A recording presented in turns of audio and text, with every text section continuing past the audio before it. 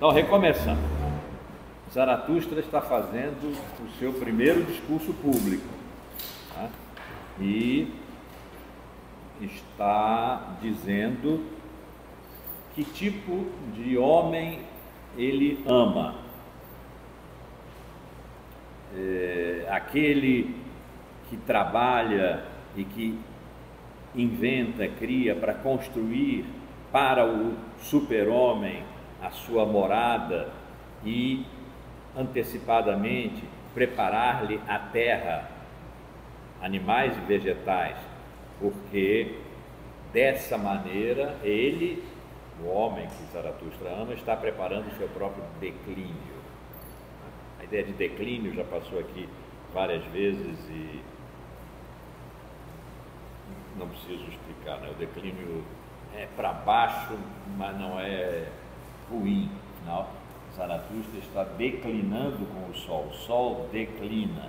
Tem aí um mistério, Zaratustra quer acompanhar o declínio do Sol. O homem bom, o último homem, declina como quem não aceita um convite, declínio do convite, né? Ele declina no sentido de que ele se curva na direção do super-homem, mas antes constrói para ele a sua morada e lhe dá o acesso à terra, animais e vegetais, o acesso à terra, e o super-homem é o sentido da terra. Já tinha sido dito, né? Sim, o super-homem é o sentido da terra, na parte anterior. Continua agora o discurso. Quando Zaratustra, assim que Zaratustra falou dessa maneira, ele considerou de novo o povo e se calou. Não diz aqui, mas se calou e pensou. Falou consigo mesmo. Eis aqui diante de mim, disse ele ao seu coração. Eles riem. Lembram-se de quando ele deu uma ordem para começar, o funâmbulo achou que era para ele começar a andar na corda, e as pessoas olhavam para cima. Não estavam ainda entendendo muito bem o que se passava. Aquele homem estranho, que ama e não ama. Então, eles aqui diante de mim, dizia ele ao seu coração, e riem. Eles não me compreendem, não me ouvem.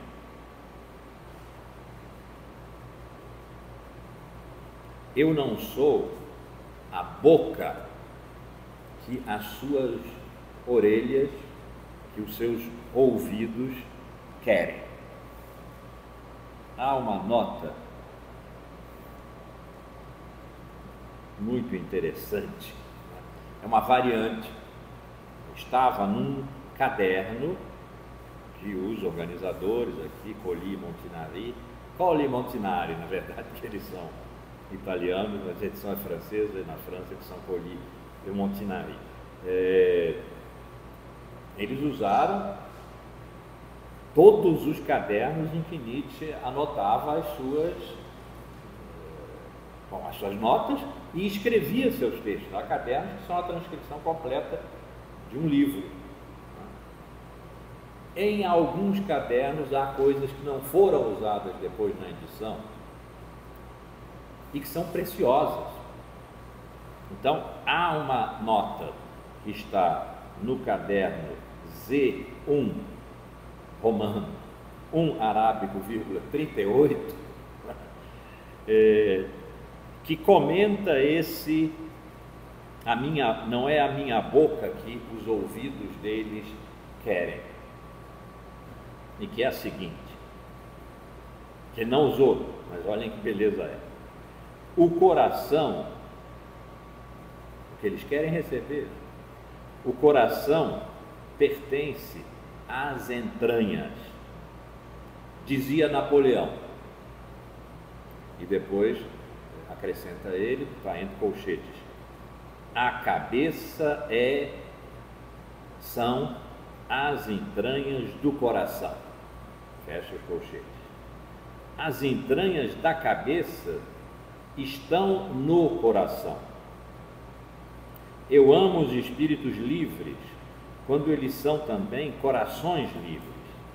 Para mim, a cabeça é como o estômago do coração, mas é necessário ter um bom estômago. O que o coração recebe, é necessário que a cabeça digira. Em verdade, meus irmãos, o espírito é um estômago. É um comentário, não é um comentário, é um texto que acabou não entrando aqui porque implicaria numa grande transformação do discurso que ele está fazendo.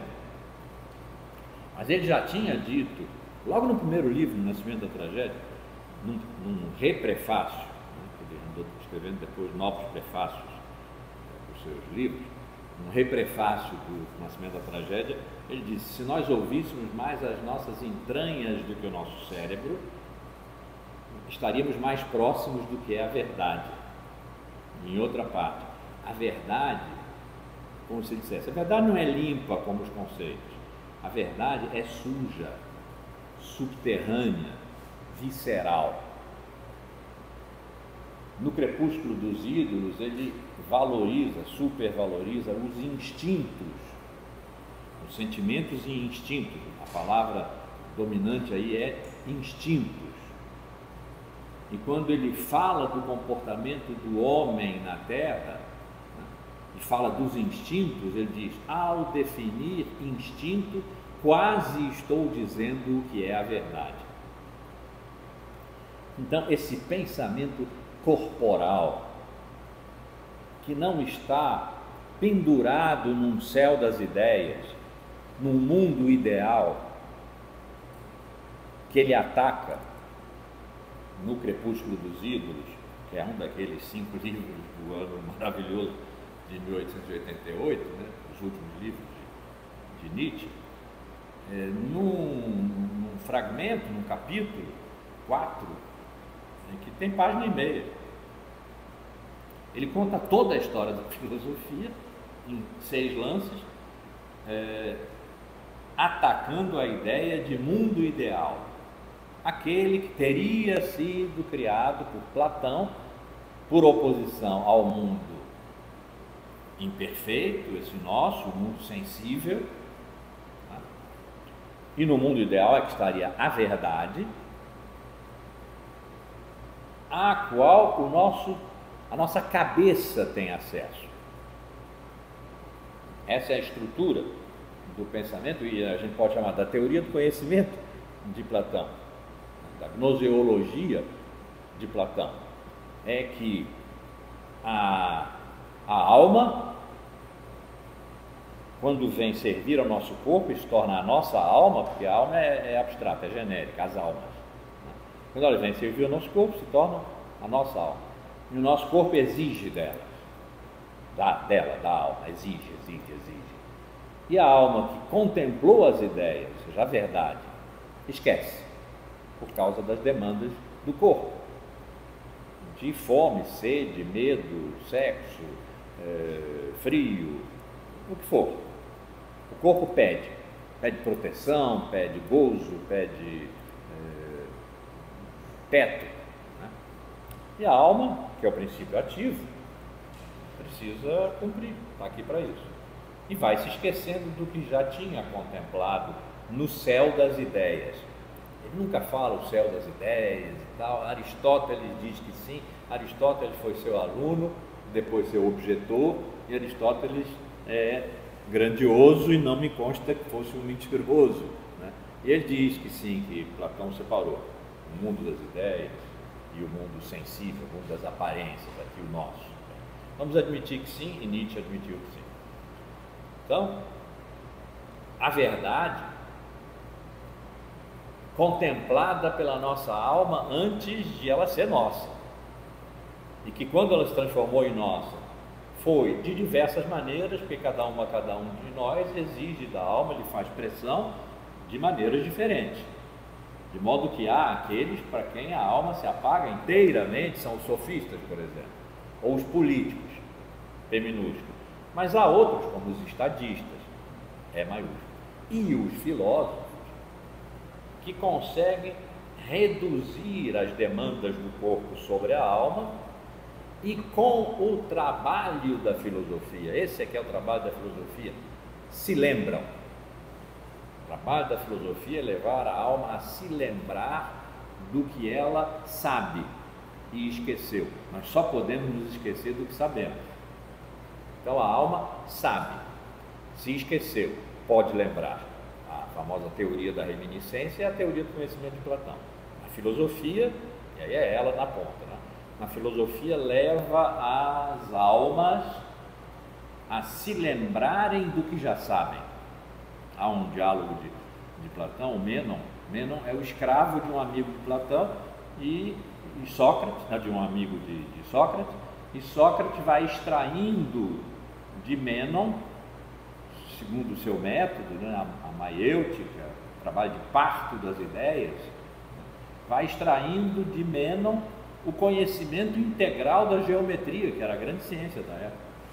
Consta aqui em cima do pórtico da Academia de Platão, estaria escrito: não entra quem não for geômetra. Depois uma restriçãozinha a nosso favor: não entra quem só for geômetra. E evidentemente Mênon não era um geômetra de jeito nenhum, ele sabia toda a geometria. Então a teoria do conhecimento de Platão tem a ver com o corpo demanda da alma tanto que a alma esquece. Imagine a alma de um escravo, que a alma esquece. A filosofia faz a alma se lembrar, tão perto quanto é possível em vida chegar das ideias da verdade.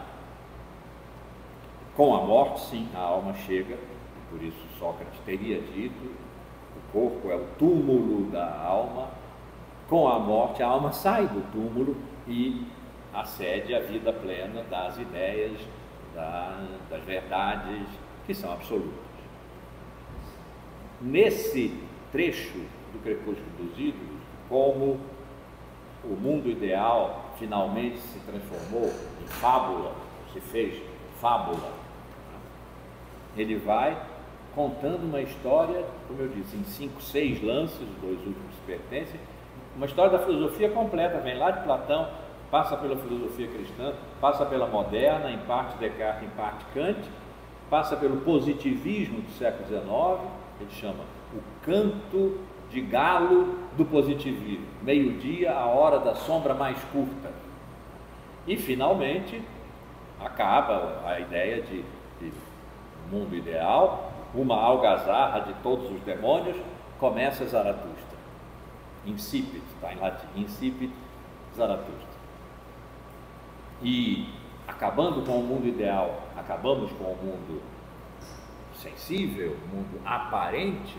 Ele não, o mundo aparente só é isso por causa do mundo ideal. Nós ficamos com o mundo real, tal qual ele existe. Ora, o mundo real, tal qual ele existe, é movido pela vontade, pela vida e a vontade da vida de aumentar sua potência, o sofrimento da vida na diminuição da sua potência, os instintos, a luta dos instintos com a razão.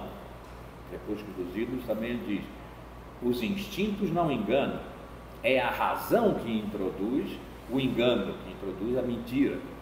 Então tem essa luta, e essa luta é sobretudo corporal, ela se passa no corpo. Foucault, no século XX, recupera essa ideia, e em Foucault ela fica estranha até. Aqui em Nietzsche quase que é obrigatória. Ele está falando contra a alma.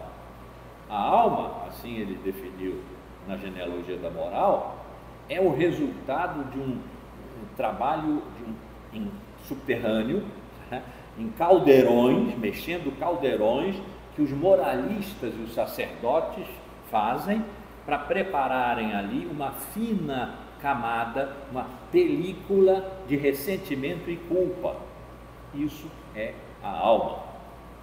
E naturalmente é contra isso, faz parte dos valores superiores, que o pensamento precisa se dirigir. Mas o pensamento, o que é? Não são os conceitos. O pensamento é coração. O cérebro, a cabeça, tem que digerir o coração. O coração é um estômago, é ele que recebe. É preciso ter um bom estômago, um bom coração. É preciso ter um bom estômago para que a cabeça seja capaz de digerir bem. E afinal ele diz, o espírito, a alma, o cérebro, os conceitos, o espírito é um estômago. Está dizendo o quê? É a corporeidade que move a vida. Essas pessoas que estão... Essa é uma ideia fundamental de Nietzsche. É a corporeidade que move a vida, o aumento de potência, a vontade de potência é uma vontade de corpo pleno, de corpo forte. Aquele corpo dionisíaco, aquele corpo trágico, não se trata de teoria, se quiser, trata-se de poesia e música, que põe o corpo em dança. Lembram do Zaratustra que vinha descendo da montanha, cantando e dançando, né? Espantou um pouco o velho, o que esse camarada quer fazer lá embaixo na planície? Ele que vem cantando e dançando, né? Tem um corpo pleno, pleno de alegria, a ideia da alegria, de amar o destino, porque ele fortalece, uma vez que não amá-lo significaria dizer não à vida. Dizer não ao destino é dizer não à vida. E a vida, já estamos vendo aqui, é a dança, é o canto, é tudo que ele retirou lá da experiência trágica, sobretudo de Dionísio. Sobretudo de Dionísio, o deus da embriaguez, da luxúria, etc. Contrabalançado por Apolo, nós sabemos, se não é a morte e a loucura. Mas nós estamos num momento em que o último homem está descendo para o abismo, está descendo para o abismo da sua vontade de morte.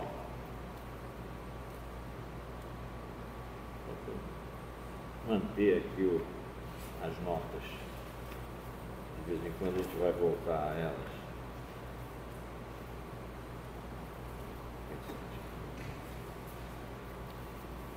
Então, essa pequena passagem aqui, eles dão uma escuta. E em francês, entendre, eles não me escutam. Mas também a gente pode ouvir, ressoar em português. Eles não me entendem. Porque ao ouvirem o que eu digo, não é isso que eles querem ouvir. Daí haver um desentendimento. A minha boca não fala para as suas deles orelhas. As orelhas deles não pertencem às suas entranhas. Ainda estão excessivamente dominadas pela cabeça que pensa. Eu estou oferecendo a eles uma palavra, uma linguagem que canta, que dança. Estou falando do super-homem, do sentido da terra.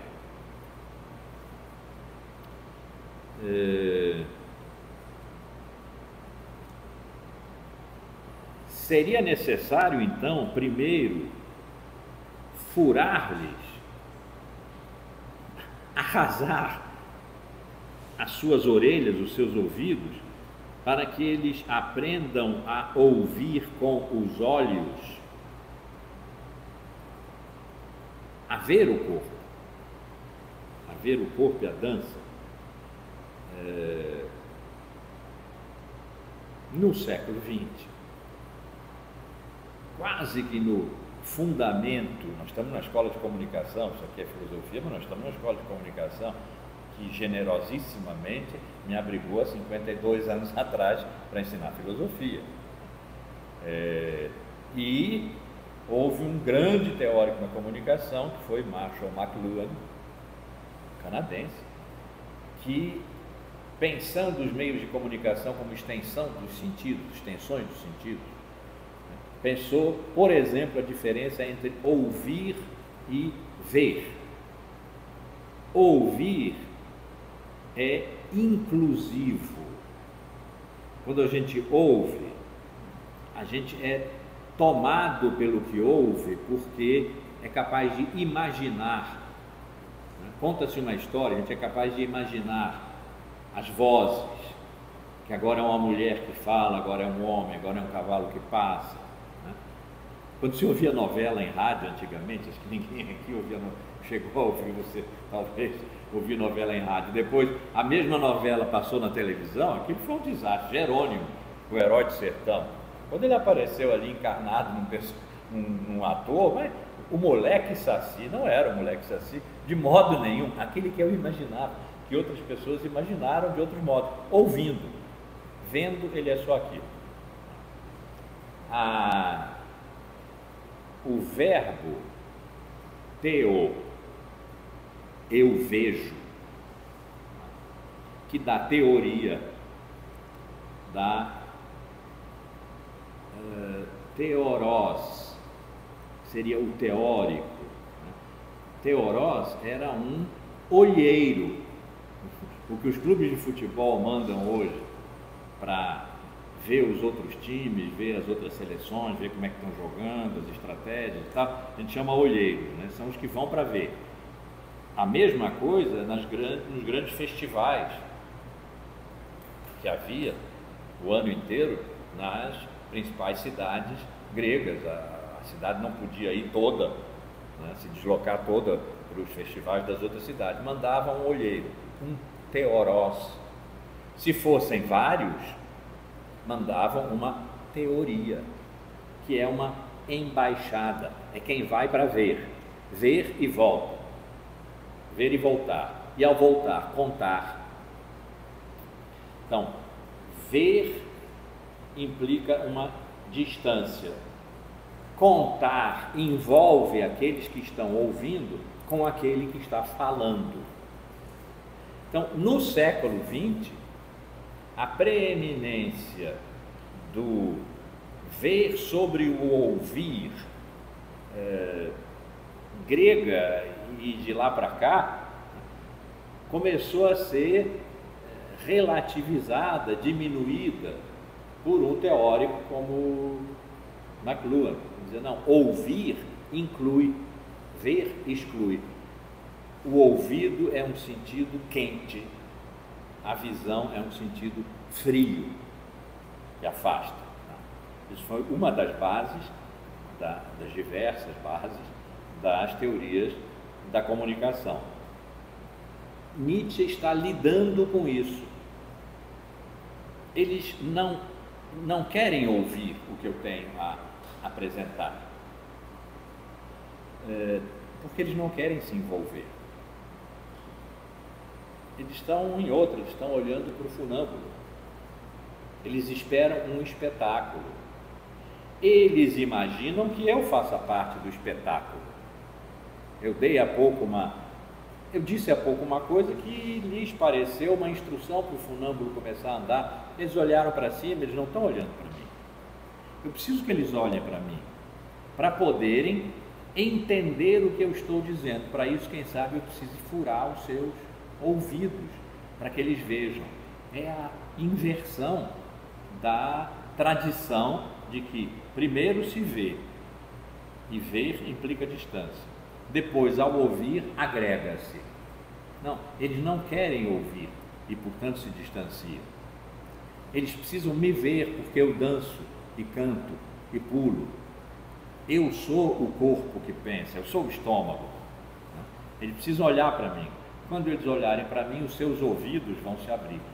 Talvez primeiro eu precise furar os seus ouvidos, deixar morrer os seus ouvidos.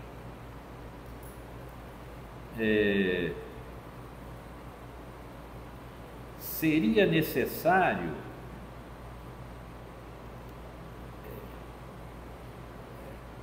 batucar, né, como tambores como símbolos, como tímpanos, e como predicadores,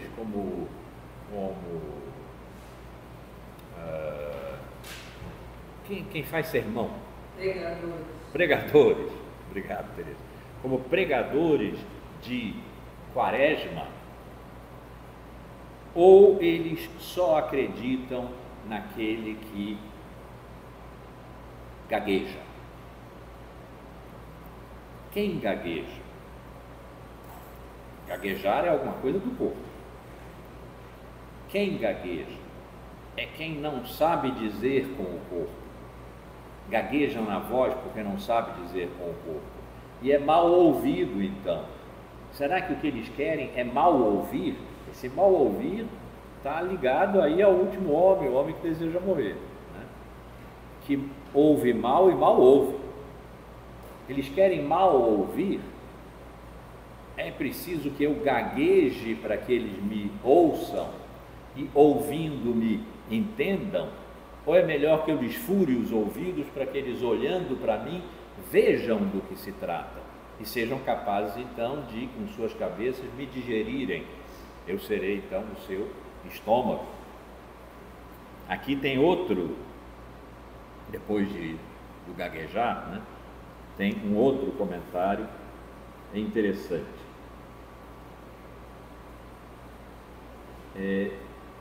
Serei eu feito para ser um pregador de Quaresma?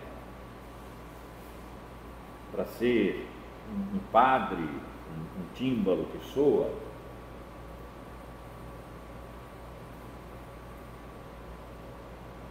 Não, essa nem era tão interessante. Ele aprendeu a se exprimir, mas depois ele não crê mais em si mesmo. Ele só crê naquele que gagueja. Não era esse o comentário que eu queria fazer, é o próximo. Comentário não, a leitura da variante, porque diz coisas interessantes, né? Eles têm uma coisa que lhes dá orgulho, que os faz orgulhosos. Como eles chamam? Que nome eles dão à coisa que os faz orgulhosos? É cultura que eles a chamam, que os distingue dos pastores, de quem cuida das cabras. Como está a tradução em português? Cabreiros. É bom porque em português do Brasil os deixa meio cabreiros. Essa tradução aqui é muito portuguesa. Né? Vamos ver se eu acho aqui o 5 do prólogo. Mas isso também não tem importância maior, né?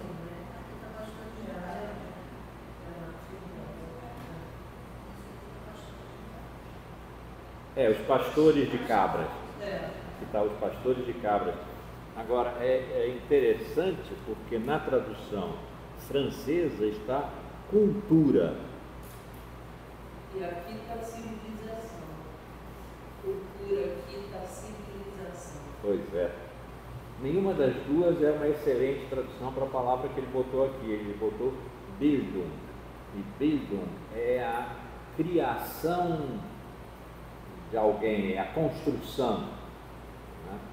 Aqueles romances, a gente chamava romances de formação, que tinha antigamente, né? Hermann Hesse, Thomas Mann em alguns deles, Buddenbrooks, etc., né? Era o romance de formação de alguém, Bildungsromane, eram romances de formação. E aí, dar o nome de cultura não está errado, é claro, né? As traduções precisam, valeria aqui talvez uma nota, né? As traduções precisam fazer suas escolhas, e criação aqui, né? Porque criação é criação de si, construção de si, não caberia, falar criação não caberia aqui, mas ele usou Bildung, e Bildung é construção de um si mesmo, né? E aí, cultura ou civilização são as duas maneiras de franceses e alemães se desentenderem em torno disso. Os franceses dizem cultura, história da cultura, etc. E os alemães dizem civilização. Para dizer a mesma coisa. É o conjunto dos valores que rege a vida, as relações de um determinado povo, de uma determinada nação, sua cultura, sua civilização. Então, a civilização alemã ou a cultura francesa, né? Mas civilização tem uma conotação de alguma coisa mais superior. A civilização veio a ter, a civilização veio a ter um sentido opositivo ao que é primitivo e incivilizado, né? Aí, o selvagem. O bárbaro. O bárbaro. Enquanto que a cultura, que também tem essa relação com o bárbaro, né, é mais o conjunto dos valores elevados de um determinado povo. E aí foi necessário introduzir cultura popular, cultura de massa, para deixar claro que cultura não é só o conjunto dos valores cultos, né? Na linguística, na filologia, ainda na gramática, sobretudo, ainda se fala até hoje em norma culta. Norma culta é o português que se deveria falar, mas é admissível que a palavra tal, que está dicionarizada, seja usada, mas não é a norma culta. Então há aqui, mas é curioso, não sei se dá muito a pensar, se é uma coisa para a gente pensar, mas ele usou Bildung, né? Ele não usou nem cultura, nem civilização, poderia. Mas ele está falando, na verdade, nas pessoas que precisam ser construídas. Ele disse há pouco, eu amo as pessoas que constroem para o super-homem viver, habitar, né? E constroem os animais, as plantas e tal, para que ele possa habitar a terra. Então, Bildung realmente caberia melhor aqui, mas é difícil de traduzir, né? Mereceria aqui sim, mereceria uma nota dos organizadores, não uma variante de texto como eles têm posto. Eles fazem essas notas, mas aqui não julgaram necessário, com todo o imenso respeito que eles têm, né? Eu faria era aqui. Pega aqui o microfone. É muito simples. Você acabou de falar em Thomas Mann. E eles são mais ou menos, enfim, não exatamente contemporâneos, mas de uma mesma época. Thomas Mann Qual seria... é mais moço bastante. Sim. Ele atravessou a Segunda Guerra. Sim. Mas do mesmo contexto, digamos. Haveria alguma relação entre Thomas Mann, que também é muito filosófico, com Nietzsche? Talvez indiretamente via Dostoiévski. Nietzsche, nós sabemos, foi um apaixonado leitor de Dostoiévski. E Thomas Mann também. E Thomas Mann, em muitos dos seus romances, sobretudo Montanha Mágica. Exato, me veio a Montanha Sagrada, olha só. Na Montanha Mágica, mas também no Lobo das Estepes, né, ele faz a discussão sobre o que é civilização. Né? É um alemão,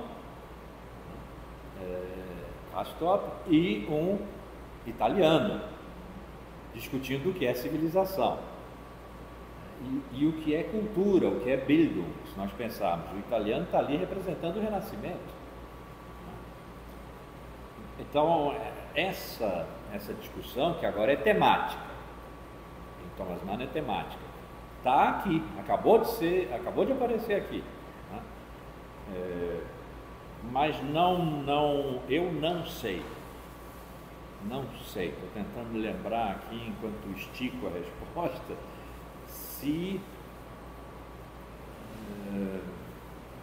há alguma referência de que eu me lembre de Thomas Mann ter sido um leitor de Nietzsche.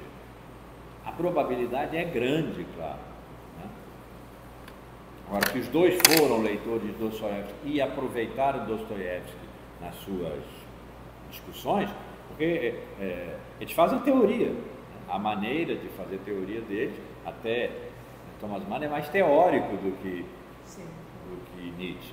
Thomas Mann põe menos o corpo em cena, embora na Montanha Mágica o corpo esteja inteiramente em cena, porque é um lugar de tratar o corpo, é um lugar de tísicos, como se dizia antigamente.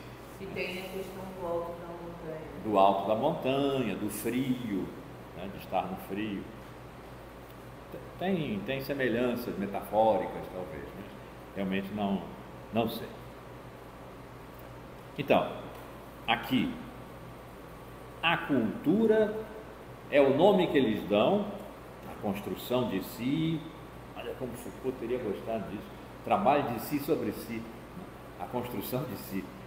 A construção de si, a cultura, é o nome que eles dão a essa coisa que os torna orgulhosos, porque é o que os distingue dos mortais mais comuns, mais vis, que são os pastores de cabras. Ora, os pastores de cabras são aqueles que estão mais perto da vida.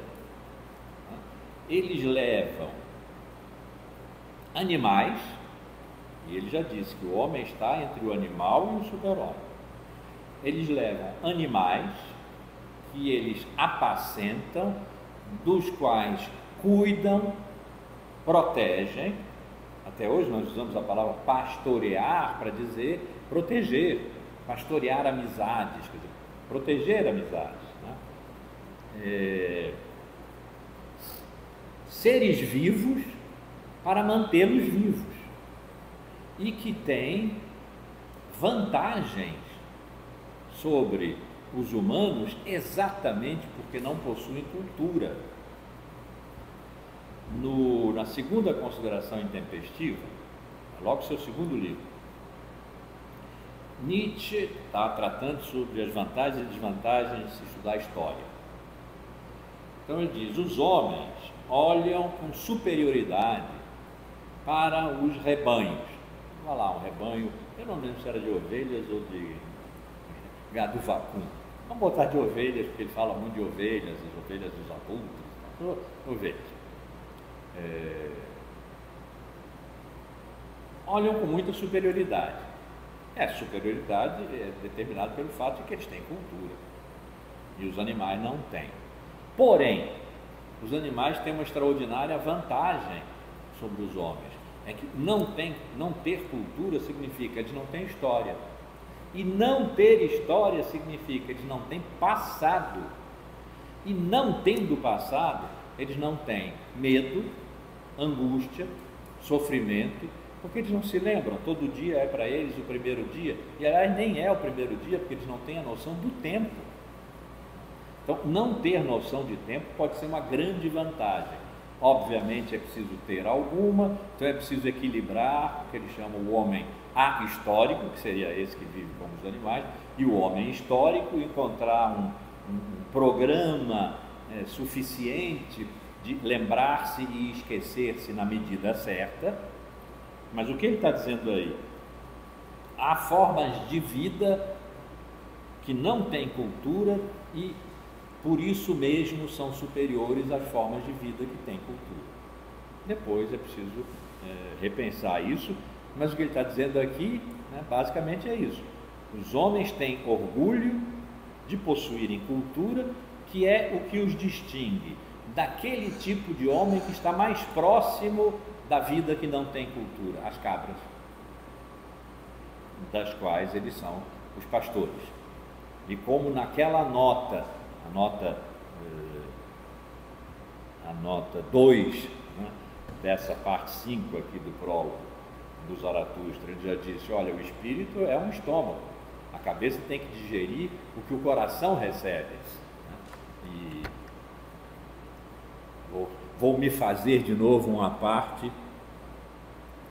A Fabiana põe em francês a tradição iluminista. Isso é. Na tradução de Bilbo, né? Vou me fazer de novo uma parte platônica. Platão, já falei da alma, a alma que lembra, etc. Mas é que nós temos 3 almas. 2 habitam o corpo do corpo mesmo. Uma, a alma irascível, aquela que reage, a do arco reflexo, né? Ataque e fuga, a alma irritável, habita o fígado. Nós ainda temos a palavra para dizer um inimigo de morte, é um inimigo figadal. Habita o fígado. Essa nós não aproveitamos. Há uma segunda alma, apetitiva, como ele chama, que habita o plexo solar, quer dizer, habita o coração. Nietzsche está falando dela. Ele não está falando a referência, está fazendo a referência a Platão, mas está falando dessa alma. Ele não está usando a palavra alma, evidentemente, e por coisa, né? Mas tem uma alma que habita o coração. É dessa que a cabeça recebe aquilo que ela tem que digerir. O coração recebe, quer dizer, é o corpo que recebe.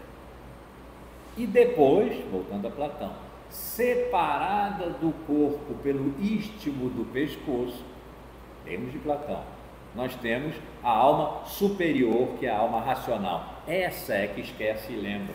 Essa é que o corpo aperta, inclusive as duas outras almas, né? Apertam e fazem esquecer. Ora, o que Nietzsche está dizendo aqui é: a boa alma é o coração. São as entranhas e o fígado entra aí, mas ele não está fazendo referência, está fazendo referência ao coração. A boa alma, se ele estivesse falando de alma, a boa alma é o coração. O coração é que é corpo. A cabeça funcionará bem se conceber como uma entranha, e não como o que se desentranha do corpo e se faz ideia, se faz espírito, porque afinal de contas o espírito está sublinhado, está itálico, é um estômago. Então, o que ele está dizendo aqui? Existe um tipo de homem que pastoreia cabras. Ele é desprezado por aqueles homens que têm orgulho da sua cultura, que os opõe a esses pastores de cabras. Mas, digo eu agora, não será que os pastores de cabras seriam mais capazes de me ouvir do que esses homens de cultura que não podem ouvir o corpo, mas eles precisam olhar para mim para ver que o corpo pensa, e pensa quando dança, e pensa quando canta, que é o corpo, que são as entranhas, né, que pensa. Ele está preparando aqui uma grande distinção que ele vai fazer entre corpo e alma, e vai eliminar a alma, porque a alma é ressentimento e culpa, e é no corpo que está a alegria que prepara a vinda do super-homem, a alegria do homem dionisíaco. Não é exatamente aqui que ele faz, mas ela está preparada aqui.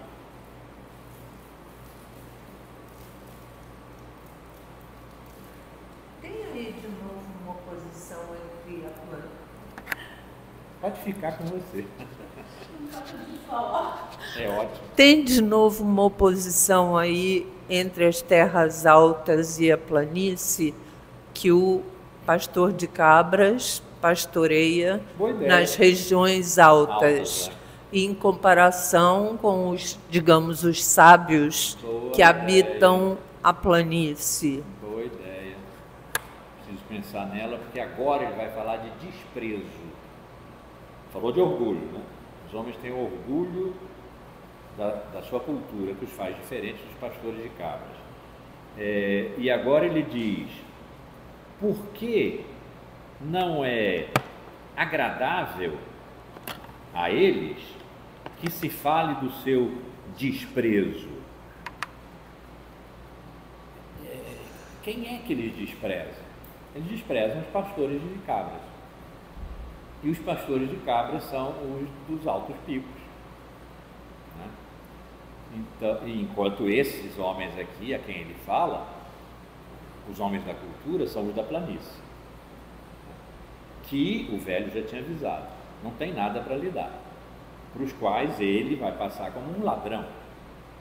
Por quê? Porque vai lhes roubar o que eles têm de mais precioso, o orgulho, que é a cultura. Ele quer falar ao seu desprezo, o seu desprezo pela vida, Esses são os últimos homens, né? Que não são maus, mas é isso que eles têm. Isso que eles têm e do que se orgulham. Então tá bom. Então eu vou falar ao seu orgulho. Orgulho no sentido de híbris? De híbris talvez não, porque a híbris envolve uma demasia, um transbordamento, está mais próximo do sentido dionisíaco, né? Vamos pensar na híbris de Aquiles, por exemplo, depois, né, na Ilíada. Mataram seu amante, Pátroclo, e ele enlouquece, ele sai da guerra, pois é preciso chamá-lo de volta, senão os gregos iam perder aquilo. Ele sai da guerra, ele se enfurna na sua tenda e enlouquece de paixão e de sofrimento, né? Então, essa demasia é chamada a híbris de Aquiles. Os homens que enfrentam os deuses sabendo que vão perder, usa-se essa palavra híbris, demasia, excesso, descontrole de si, né, para nomeá-los. Isso é orgulho, sim, né, nesse caso. E Aquiles, não, é mais sofrimento, né? Sofrimento excessivo. É orgulho. Mas aqui esse orgulho é pequeno. O orgulho da cultura é um orgulho pequeno, porque ele exclui o pequeno, que é o pastor de cabras, e vai se ver, não é tão pequeno assim, ele está em contato com a vida, ele está protegendo a vida, os corpos. Então tá bem, eu vou falar ao seu deles orgulho, eu vou lhes falar do que é o mais desprezível, e o mais desprezível é o último homem. Eu vou falar ao seu orgulho, significa, esses, os da cultura, têm o orgulho de não serem, eles não sabem disso, porque é Zaratustra que vai introduzir agora essa ideia, né? Eles não sabem que eles são o último homem, né? E eles se orgulham, quase eu poderia dizer, eles se orgulham de não serem o último homem, né? Embora não saibam disso. Eles se orgulham da cultura. Eu vou dizer a eles que eles são o último homem. O último homem é o que eles desprezam. Eu vou falar ao seu orgulho para mostrar que esse orgulho merece desprezo. E aí, numa nota, era essa que eu queria ler há pouco, porque ela é muito estranha, né? Ele diz assim: o último homem, um tipo de chinês. Eu fico pensando porque não tem explicação, né? Por que chinês? Talvez porque o chinês seja o oposto completo do ocidental que ele está aqui criticando. É o ocidental europeu, mais que europeu, é o alemão. Nietzsche é um crítico feroz do alemão, do burguês alemão, como ele diz, comedor de salsicha e bebedor de cerveja, são as melhores coisas. Bom, ele despreza esse, o burguês alemão, o da cultura geral, falando de cultura, o da cultura geral que é superficial. Os franceses são bons, os alemães tudo que quiseram fazer, porque os alemães são tardios, né? O Estado alemão é do século XIX, os franceses vêm do XVI. O que os alemães quiseram foi imitar os franceses, mas imitaram por cima, pela rama, como se dizia antigamente. Imitaram por cima. Essa é a famosa cultura geral, que é o que há de mais deplorável. O que seria o oposto total do alemão, né? Não sei. Se fosse uma resposta de múltipla escolha e aparecesse o chinês, eu não marcaria essa.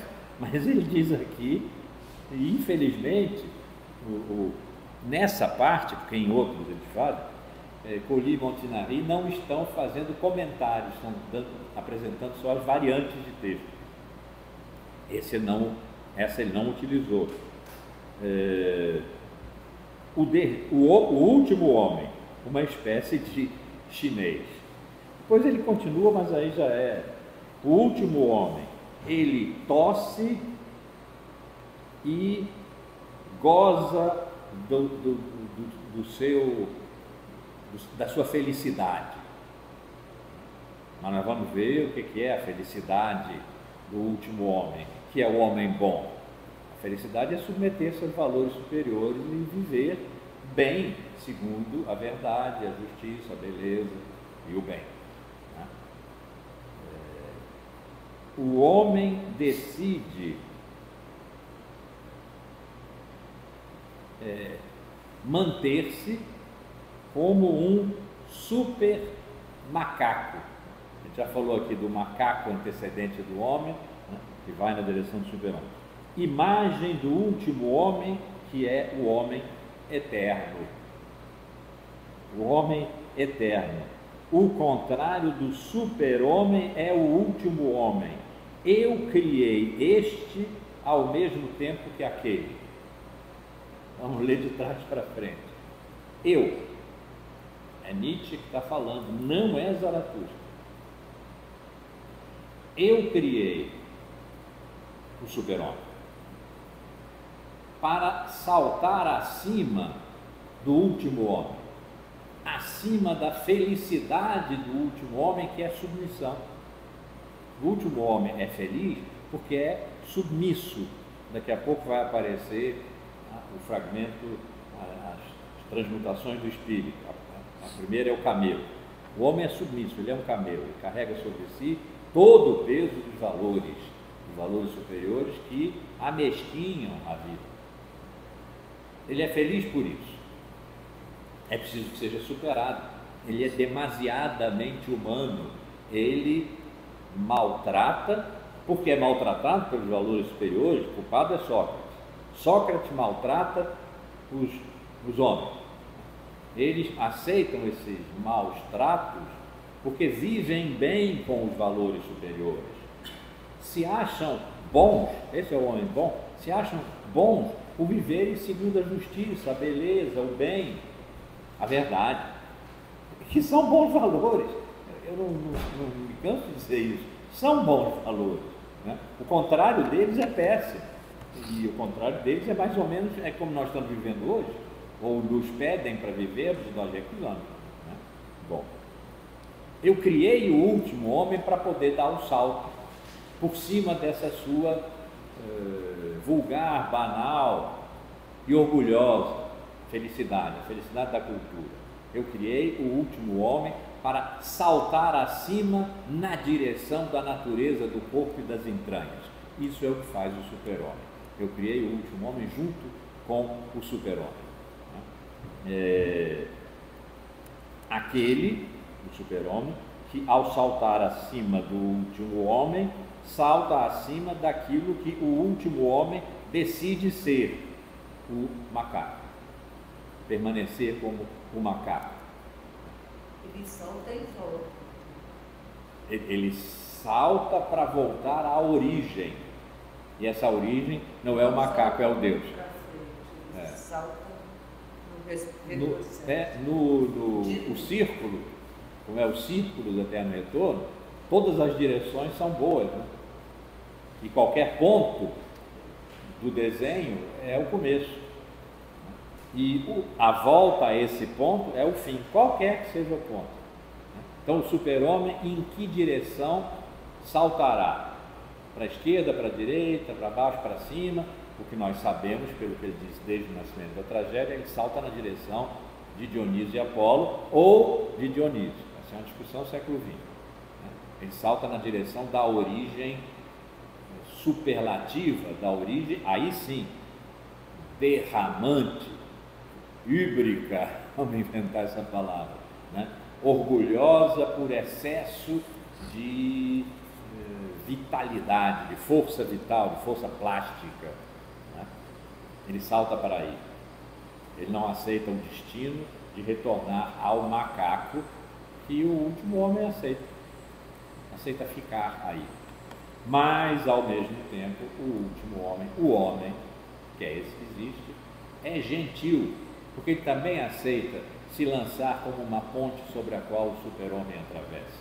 Ele não é um alvo de si mesmo, ele é uma ponte, uma passagem. É por isso que o super-homem pode saltar.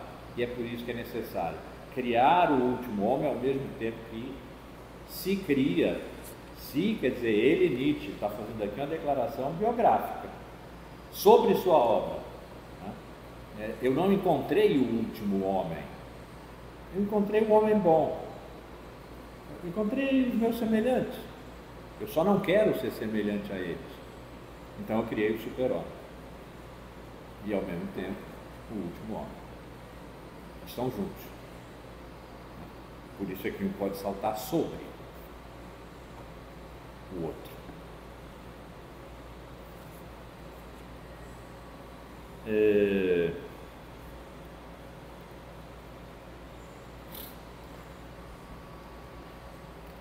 E dessa maneira, então, agora já mudando de estratégia, né? Dessa maneira, Zaratustra falou ao povo: chegou o tempo para o homem fixar o seu fim, determinar,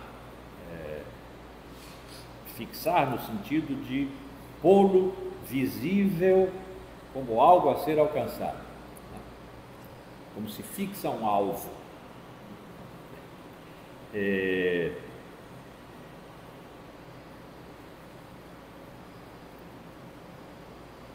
É chegada a hora de o homem semear o grão da sua mais alta esperança. A mais alta esperança do último homem é morrer. Porque é a morte do último homem que traz o super-homem que Zaratustra está anunciando, mas não está presente. Chegou a hora de uma semeadura, e essa é uma semeadura de morte. E a morte é aqui a mais alta esperança, porque é ela que traz o super-homem. E acaba com o sofrimento do último homem. Qual é o sofrimento do último homem? É pensar com a cabeça sem saber que a cabeça é um estômago e que é preciso pensar com o coração. É pensar com a cultura e sentir-se superior aos pastores de cabras. Isso diz, pensou Zaratustra. Isso é um sofrimento, é por isso que eles não conseguem me compreender e me ouvir.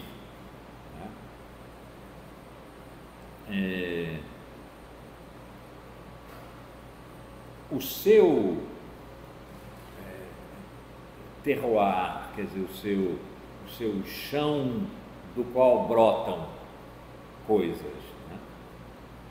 O seu chão de semeadura ainda é, mas o tempo está se esgotando, esse ainda fala disso, ainda é rico o suficiente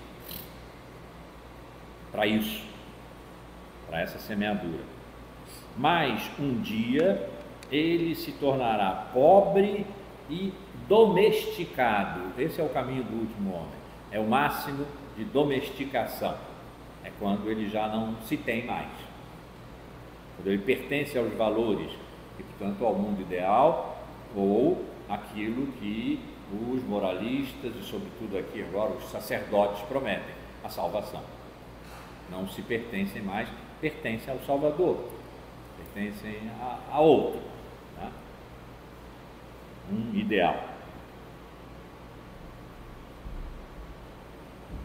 E nesse momento, quando assim for, não poderá mais nascer nessa terra nenhuma árvore alta. Infelicidade, sofrimento. Chega o tempo onde o homem, acima do homem, não será mais capaz de lançar a sua flecha, ou seja, de ir além, de aproveitar a ponte e passagem e passar além, lançar a sua flecha. E o tempo onde a a corda do seu arco, da sua lira, né? Se pensa de música, ou do seu arco, se pensa na flecha, né? Desaprenderá de vibrar. O arco vibra quando a flecha parte, né?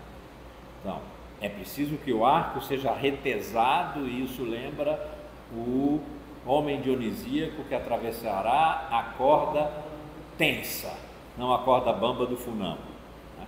É necessário que o arco se retese de tal maneira que a corda esteja firme. Essa é que lança a flecha. Se a corda desaprender de vibrar, a flecha não sai mais, cai no pé. A flecha não sai mais.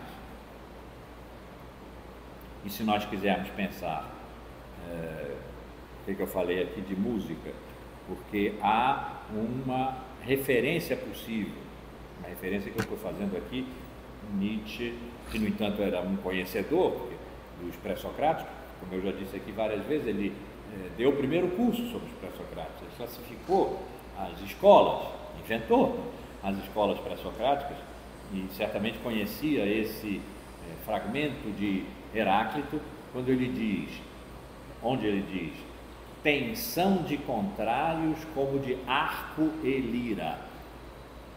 Talvez a pergunta fosse, o que é música? E a resposta, é uma tensão de contrários, porque para Heráclito é tudo tensão de contrários, como de arco e lira.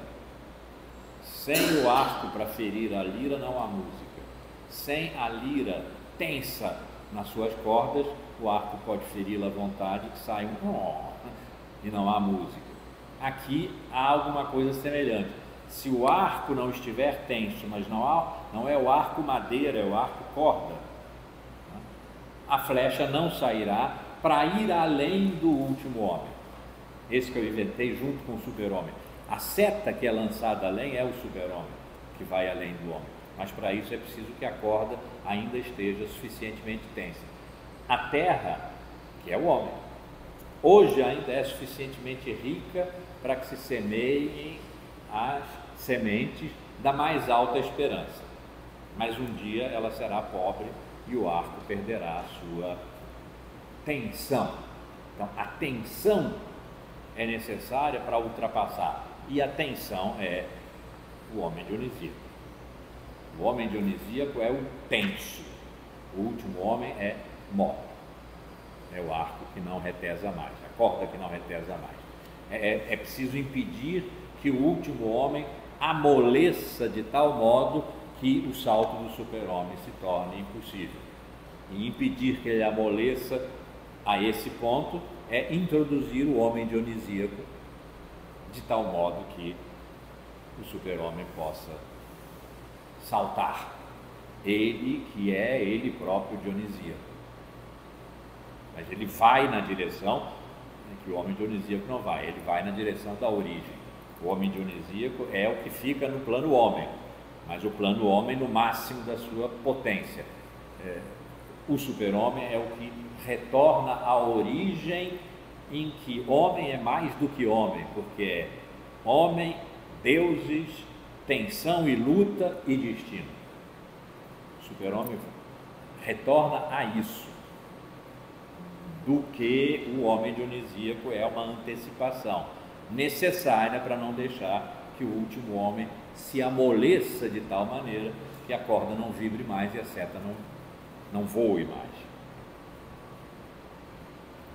Eu lhes digo, para poder engendrar, essa é uma das frases guia da minha vida, né? Eu lhes digo, para poder engendrar uma estrela que dança, é necessário ter ainda em si mesmo algum caos. Ou ao inverso, né? Porque a escrita aqui é uma escrita religiosa, de modo que ela é invertida para se tornar estranha, para ser estranhável. É necessário trazer ainda um caos dentro de si para acordar uma estrela que dança. ainda, ele aqui diz algum. Algum é ainda, quer dizer, algum é o que ainda sobra. Trazer algum caos dentro de si. O que é o caos dentro de si? É que a corda ainda seja capaz de se distender a ponto de vibrar. É preciso trazer ainda um caos dentro de si para acordar uma estrela que dança, ou seja, para ser capaz de voar para além, para o céu, mas um céu que é superação. Nessa tradução, a estrela cintilante. Ah, é? Pois, vamos ver. Você está com o... Martin Claret. Não, você está com o microfone. Porque esse comentário é importante, diz aí. Na tradução da Martin Claret, diz estrela cintilante. Na francesa diz une étoile qui danse. Agora vamos ver.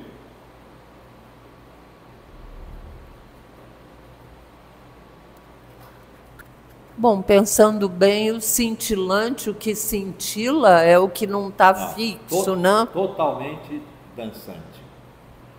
O verbo dançar é tanzen, né? E aqui está adjetivada, está no particípio passado, einen tanzenden Stern. Stern, estrela, né, star. Uma estrela dançante. Gebären zu können, ser capaz de produzir, criar. É quase como fazer um bolo. Não tem nenhuma dúvida. Aí não sei por que ela botou cintilante. A estrela é cintilante em si mesma, sempre, né? A gente só vê que ela é estrela porque ela cintila, mas é uma estrela que dança. Uma estrela, aliás, dançante. Eu já vi a tradução, uma estrela bailarina, não gosto. Mas é uma estrela dançante. Na tradução aqui em francês está... Que dança. Uma estrela que dança. Que dança. Talvez dançante em francês não ficaria bom, né? Que dança, tá bom? Uma estrela dançante é uma estrela que dança. Agora, cintilante, não, de modo nenhum. E eu lhes digo, em vocês há ainda algum caos. Isso é a correspondência a terra ainda tem alguma fecundidade. É possível plantar agora, se não se plantar, a pobreza da terra não deixará mais crescer árvores altas correspondendo ao arco tenso, que lança a flecha longe. A flecha lançada longe corresponde aqui à estrela dançante, a estrela que dança. Como é que está traduzido aí malheur?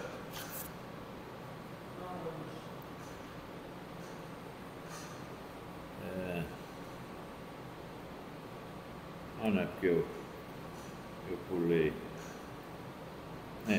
Malheur. Chega o tempo onde do homem não nascerá mais nenhuma estrela. Tem uma interjeição antes. Qual é em português? Ai de nós. Nossa. Qual é a sua? Ai de nós. Pois é. Em alemão é wehe, que quer dizer dor, sofrimento. O grande poema dele, que eu digo sempre que é intraduzível, está num determinado ponto aqui, ao qual nós não vamos chegar, mas eu vou lê-lo. Aliás, eu já fiz isso aqui lá no começo e ousei uma tradução, né? E ali ele está jogando com dor, sofrimento e alegria, mas a palavra que ele usa é lust, que quer dizer prazer, alegria, prazer. Então ele opõe aí e associa Uma a noite do mundo, e a outra a ausência da noite.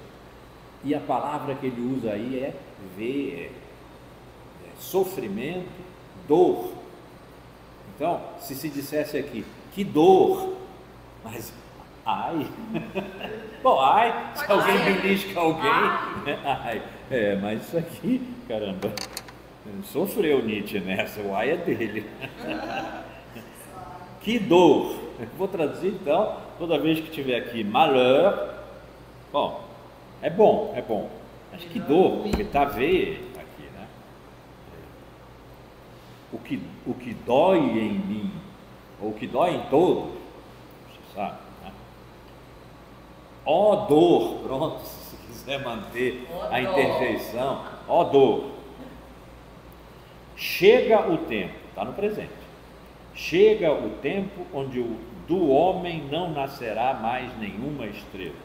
Ó dor, chega o tempo do mais desprezível dos homens, que já não é capaz sequer de se desprezar. Ele estava querendo levar o homem a se desprezar. Por quê? Porque ele é o último homem. Ele é o homem bom, coitado, tem muita pena do homem bom, porque ele chama mesmo, é o homem bom. Bom, mas o homem bom tem que se desprezar, ele não consegue. Então, bem, eu vou falar o seu orgulho. E o que é o seu orgulho? É a cultura. E o que é para eles a cultura? É aquilo que faz desprezar, não a si, mas aos pastores de cabras. Então eu vou por aí e vou ensinar o desprezo, mas vou ensinar mostrando que dia virá em que eles não serão mais capazes de se superarem, de serem superiores, ou seja, os da cultura, superiores aos pastores de cabras, né? Porque o arco, a corda do arco vai murchar, a terra vai se tornar infértil e nenhuma árvore grande mais nascerá nela, e nenhuma estrela será mais capaz de ser produzida pelo homem, porque o caos que ainda há nele hoje não haverá mais. Esse então é o mais desprezível, mas nesse momento o homem, o último homem, já não será mais capaz de se desprezar. Ele que tivesse me ouvido, né? Vejam, eu lhes mostro o último homem. O que é o amor? Está agora entre aspas, não é Zaratustra que está falando, ou seja, é Zaratustra que está falando, mas ele está fazendo referência a alguém que lhe pergunta, né? O que é o amor? O que é a criação? O que é a nostalgia? O que é uma estrela? Assim pergunta o último homem, e pisca o olho, e se dá por esperto, porque Zaratustra falou aqui já do amor, da criação, da nostalgia do super-homem, né? E finalmente agora, mais pertinho, das outras coisas ele falou nas aulas anteriores, agora mais perto de nós, da estrela. Então, o último homem que ele está apresentando aqui como o desprezível que não é capaz de se desprezar mais, ferrou o último homem, né? O último homem é o que pergunta ironicamente, sabidamente, no sentido pejorativo de sabido. Fulano é muito sabido, quer dizer, não sabe chão, não sabe nada. Pergunta, bom, vem cá, você tem falado de amor, de criação. Criação, aliás, vimos há pouco Bildung, né? Criação, a cultura de criação, de estrela. O que é isso? O que é isso? Você é capaz de falar dessas coisas e pisca o olho para os outros, naturalmente, né? Pisca o olho como quem diz, peguei o cara. Revira o olho. A revira está aí? Vamos ver de novo. E pisca o olho. Pisca o olho. Às vezes isso não tem a menor importância, às vezes faz muita diferença, né? Como por exemplo, ai, onde está escrito. Aí quando está escrito dor, sofrimento, dor, faz muita diferença. Né? Aqui vamos ver. So fragt der letzte Mensch und blinzelt. E pisca. Ele pisca para o outro. Como a gente faz mesmo, né? Vou pegar, ó. Aquela piscada que a gente dá, que é irônica e maldosa. O último homem pergunta isso. Pergunta a quem anuncia o último homem e o super-homem. Já vimos na nota ali. Eu, Nietzsche, criei os dois juntos, porque um precisa do outro. É o arco tenso, é a corda, é a flecha, e é a possibilidade do arco brochar, né? E não haver mais flecha, não haver mais tiro, não haver mais calço. Preciso dos dois. Quando o último homem, piscando o olho, dando-se por sabido, pergunta: de que é que você está falando? Amor, criação, nostalgia, né? A nostalgia do futuro, a nostalgia do super-homem, estrela, de que você está falando? A resposta agora não é uma resposta dada a quem pergunta assim, né? É uma resposta dada a si mesmo, ou a nós, né? Que nós o estamos ouvindo. E ele põe em itálico isso. A terra agora se tornou pequena. Isso está em itálico. E sobre ela galopa claudicantemente, claudica talvez. Saltita. Não. Und auf ihr köpft der letzte Mensch, der alles klein macht. Não, seria mais claudica, quer dizer, ele já não se sustenta bem sobre os seus pés, é o contrário de saltitar, é o oposto, né? Aqui é andará aos claudica, pulos. se arrasta, como é que está aí? É o contrário, né? Aqui está andará aos pulos. Aos pulos. Bom, eu não vou dar um Google agora, até porque o meu celular está aí gravando, mas vou rever isso, né? É um verbo raro para mim, então não... Bom, o último homem, que torna tudo pequeno, que diminui tudo.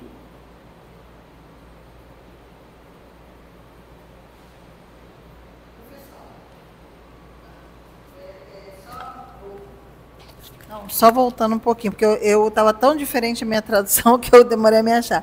Aqui também está saltos, e dela está aos pulos. Saltitar, pular, porque claudicar é mancar, né?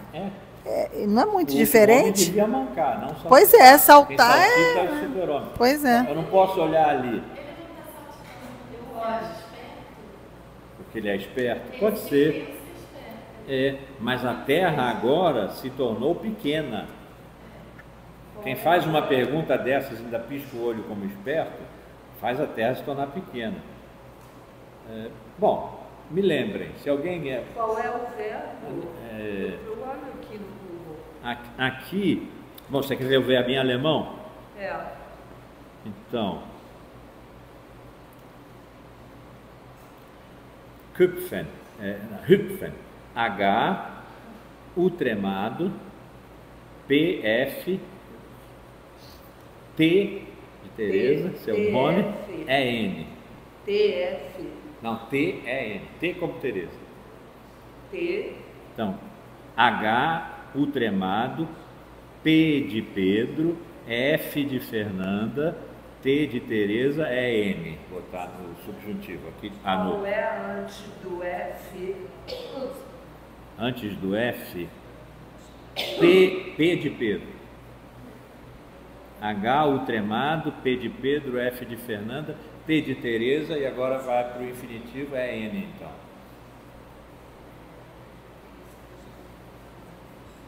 Não sei isso. H, U, P, T, T, F, T. T, F, T é N. Porque aqui o verbo está na terceira pessoa do singular, mas a gente quer pôr no infinitivo. Né?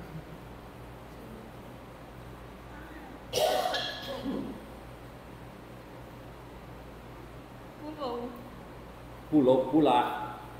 Então, ó, é um tempo de verbo, não é um infinitivo, deve ser nux. Deixa eu ver aqui. Não, você botou o é? É no final. Porque isso está. Bom, retiro o que disse. Retiro o que disse. Se o Emanuel Boff tivesse aqui. Saltar, saltitar. Hüpfen. Saltar. Então é saltitar, tá certo. Tá certa a tradução, tá errado o professor. Bom, o que não deixa de ser estranho. A terra se tornou pequena, esse espertinho que quer pegar Zaratustra pelo pé, e que com essa esperteza torna a terra pequena, porque esse homem, o último homem, torna tudo menor, o seu engenho de tornar tudo menor é inesgotável. O último homem é o que vive mais, é o que vive mais velho. Tá assim? Vive mais tempo. Mais tempo, é o que fica mais velho. E o mais velho é aquele que vai perdendo energia, né? O mais longevo. Mais longevo.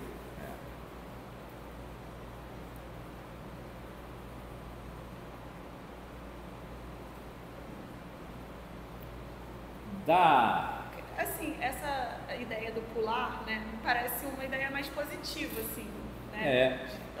Mas ela tá saltitando, tá pulando. Mas ela só é positiva vista pelo último homem. Pelo último homem, porque para ele tudo bem, ele quer viver mais tempo sobre esses... Você está gravando? Tá aqui.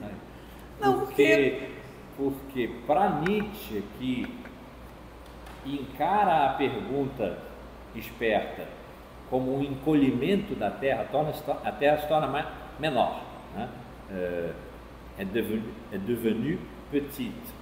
Em alemão, acho que o sentido é a mesma. A Terra então ficou pequena.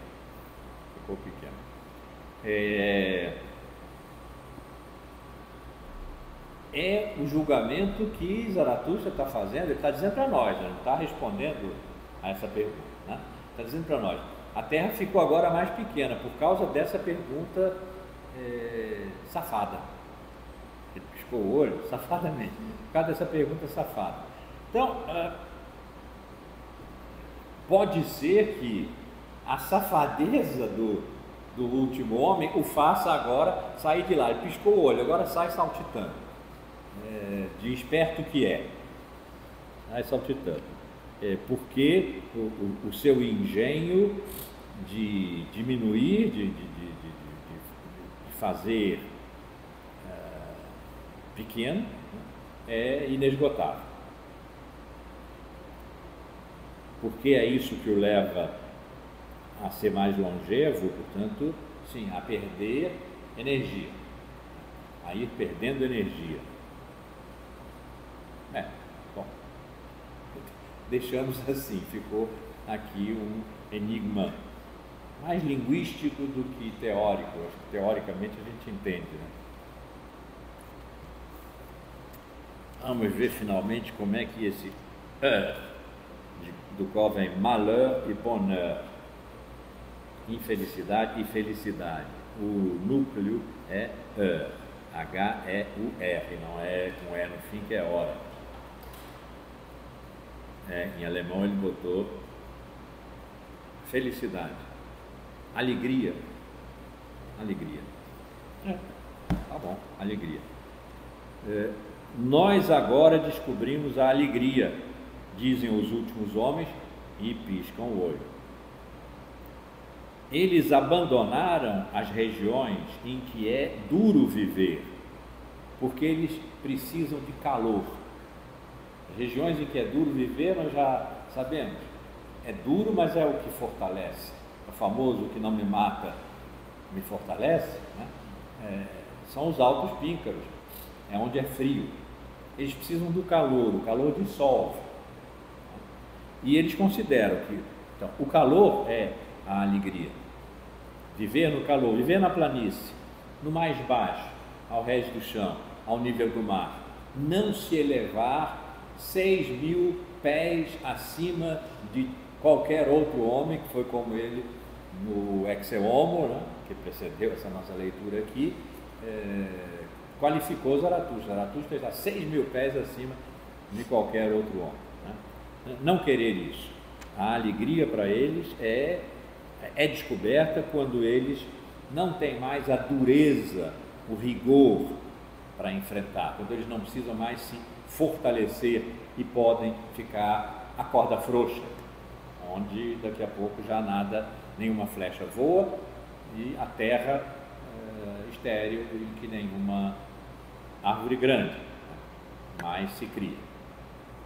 Márcio, às vezes, e sobretudo nesse parágrafo aqui, me incomoda um pouco, que às vezes eu acho o super-homem meio individualista, e aqui ele fala um pouco dessa coletividade dos homens, de viverem em comunidade, né, de necessitarem do calor, e ainda querem ao vizinho, e roçam o outro. Essa é a minha tradução aqui. Então eu vejo um pouco dessa necessidade do comum, do coletivo ali dos homens, e o super-homem como esse individualismo assim, meio exacerbado. Essa é uma questão 50% difícil. O 50% fácil é que a comunidade dos homens que apontam para a corda frouxa, para a terra sáfara, etc., é o rebanho. Vivem segundo a moral do rebanho, a metafísica de Carrasco, a culpa e o ressentimento. Eles estão juntos, eles se agregam para se protegerem no ressentimento, na culpa, né? Para se defenderem do voo dos abutres que têm o direito, em algum lugar ele diz, que tem o direito de ir lá bicá-los. Então eles se protegem no coletivo, que para nós, de tradição iluminista e marxista, né, nós vemos o coletivo como a força e o indivíduo como o que deriva do coletivo. Aqui ele tem que fazer o contrário, porque ele tem que, o último homem é aquele que se amalgamou de tal modo que não tem mais qualidade própria, ou seja, não tem mais individualidade.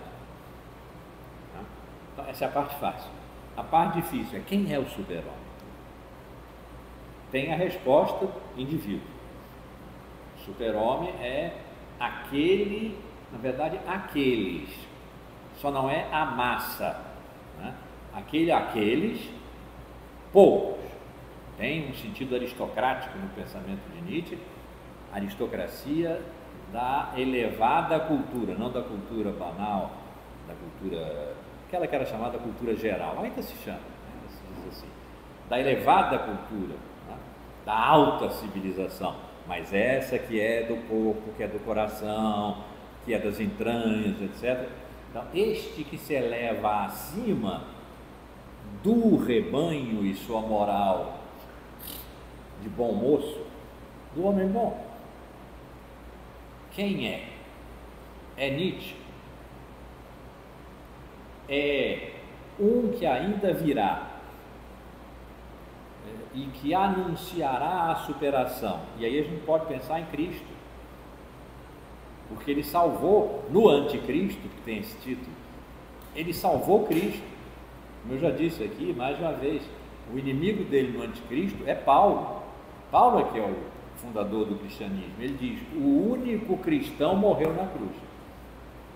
E se assinou naqueles bilhetes da loucura, já dezembro de 88, em que ele assinava Dionísio, ele também assinava o crucificado. E a mãe dele, em cartas, a mãe cuidou bem dele, a irmã que é o cão, Elizabeth Foster Nietzsche.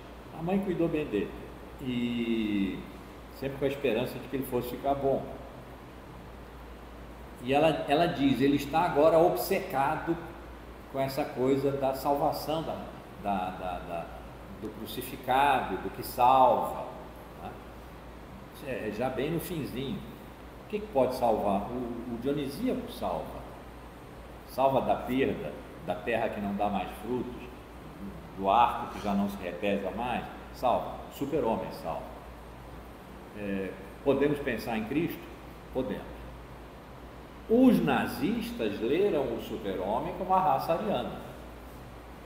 E a raça ariana é o povo alemão, que Nietzsche desprezou profundamente. Então, nós não sabemos quem é o super-homem, mas o jeitão de indivíduo que ele tem é quase uma fatalidade, porque ele está se opondo ao rebanho, a quem já não pensa senão pela cabeça alheia, pela cabeça e não pelo coração, porque pelo coração cada um pensa o seu, né? Pela cabeça a gente pode pensar pela cabeça alheia que ensina. E quem são os alheios? Os filósofos, os sacerdotes e os moralistas. Então, o que se opõe à moral de rebanho, o que se opõe ao rebanho, a massa, o que se opõe à massa é superior à massa. Então, ele vai falar em homem superior. E isso tudo por causa do trabalho da irmã, sobretudo. Que foi editora dos livros dele. Ele tirou coisas e botou coisas dela. E era uma proto-nazista, não tinha nazismo na época ainda, né? Já veio a ter, ela era mais moça, ela viveu dentro do século XX ainda, mas não o suficiente. Então fala de homem superior, e o homem superior é qual? É o ariano, e o ariano é quem? A raça alemã pura, a raça pura. Era necessário fazer uma arianização no tempo de Hitler já, antes da guerra inclusive. Era preciso demonstrar documentalmente que se era um ariano puro, porque senão não se pertencia à raça superior e o destino era os campos de concentração, passando preparatoriamente pela SS. Muitos depoimentos nesse sentido, documentos e tal. Então, quem era o super-homem de Nietzsche? Título exato de um ensaio de Heidegger, que então, por causa da sua pergunta, acho que eu vou trazer para cá, esse ensaio de Heidegger, mas depois que voltar, né? Aliás, só pode ser mesmo, porque essa é a última aula, antes de eu viajar.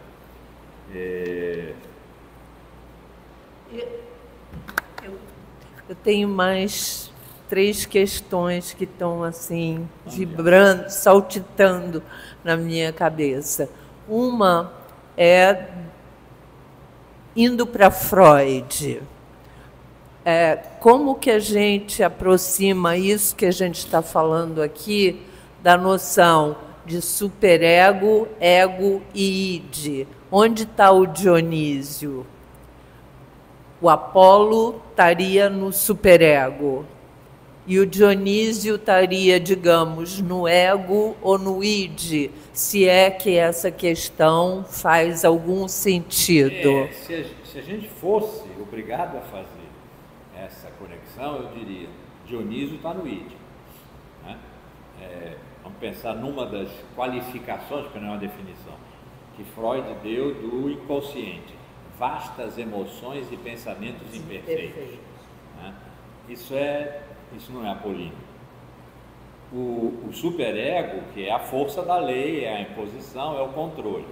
Ok, seria Apolo. Na outra ponta, então, o id, o isso, S, né? O inconsciente, seria Dionísio: vastas emoções e pensamentos imperfeitos, significa o caos. O caos que, por deslocamentos, condensações e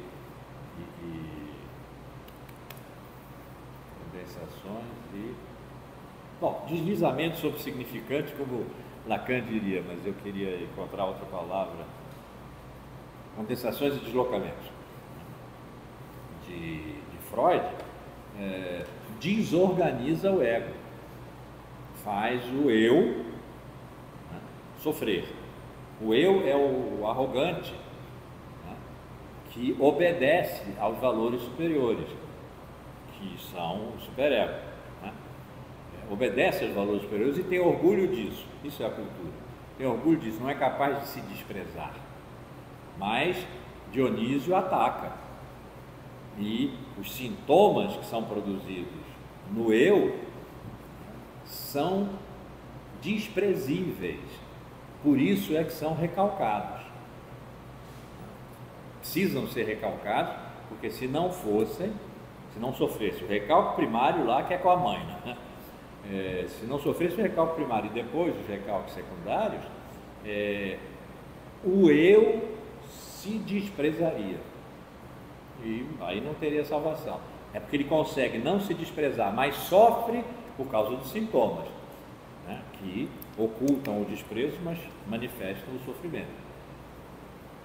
E aí conseguir ser o sujeito do seu próprio inconsciente, o Ich bin soll es werden, quer dizer, onde eu sou es, o isso, sa, francês, o inconsciente deverá ser, que aí é uma conciliação da consciência com o inconsciente, e quem sabe isso é a destruição de Apolo, a destruição de Sócrates, que é o superego. Nós poderíamos fazer esse tipo de conexão. Não sei, eu fui psicanalista há 15 anos, mas não tenho nenhuma tara teórica nesse sentido, mas não sei se os psicanalistas que têm autorizariam esse tipo de leitura. Mas não por acaso Marx, Freud e Nietzsche foram colocados juntos sob o guarda-chuva, né, de os mestres da suspeita. Então realmente poderia ser. Espera aí, só deixa eu ver se eu acabo aqui.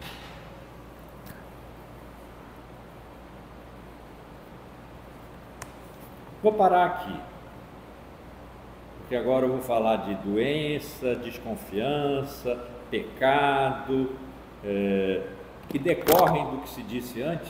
Você presta o seu é lápis, né? Que decorrem do que se disse antes, e a gente vai naturalmente retomar, porque nós vamos passar um mês aí nos esquecendo. E aí vamos retomar, mas acho que é um bom ponto para recomeçar. Alguém ainda queria dizer alguma coisa?